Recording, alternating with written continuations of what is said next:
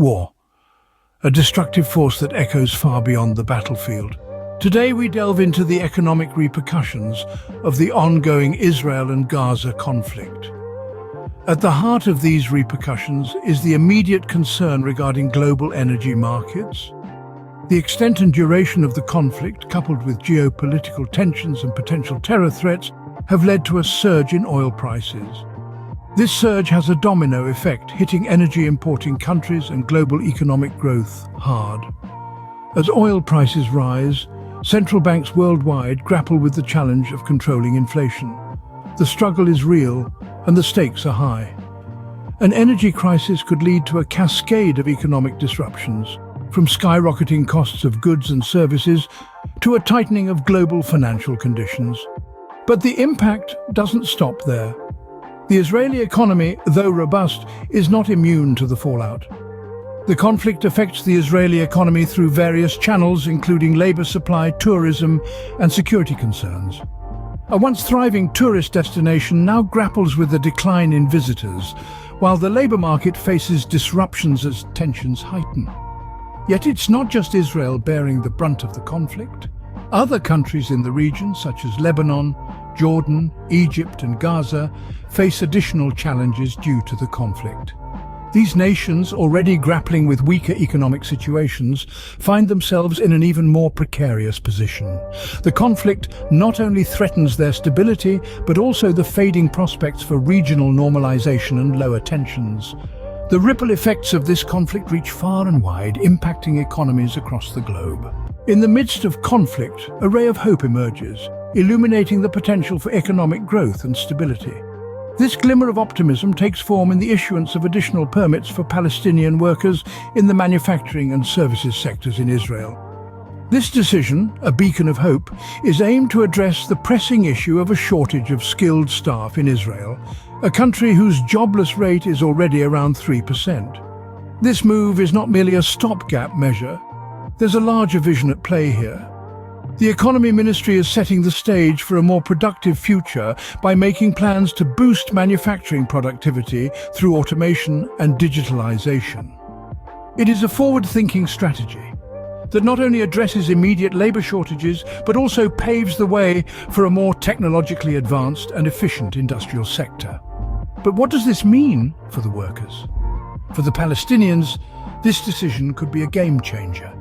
The opportunity to work in sectors beyond construction and agriculture could mean stable employment, better wages, and an improved quality of life. It's a step towards economic stability and a move away from the shackles of conflict and uncertainty.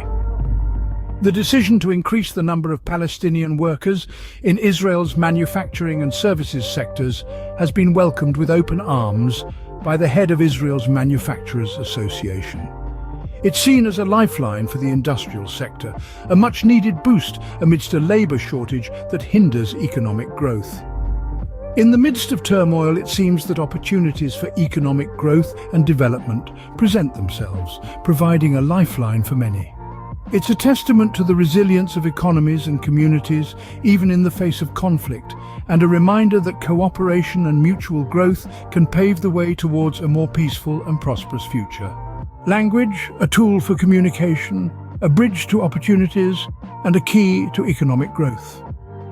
In the heart of conflict, a surprising development emerges from Gaza, a surge in demand for Hebrew language classes. This unusual trend springs from Israel's offer of work permits to Gaza residents.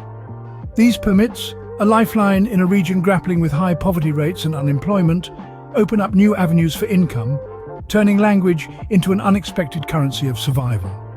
But these work permits are more than just employment opportunities.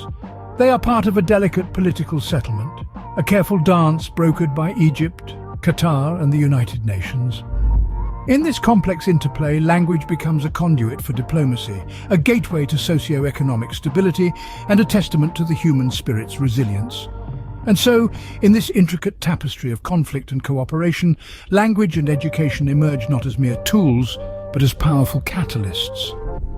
They illuminate pathways to progress, even in the darkest corners of adversity. In the face of adversity, the power of language and education shine, providing a beacon of hope for economic growth. A ceasefire, a pause in the storm, a chance for recovery and growth. In the wake of a ceasefire with the Islamic Jihad group, the gates swung open at the border crossings into Gaza. This marked not just the end of conflict, but the beginning of hope. With the borders open, fuel trucks rolled in like a lifeline, directly supplying Gaza's power plant, thereby increasing the availability of electricity and setting the stage for economic revival. The human cost of the conflict was heavy, the scars deep, and the loss profound.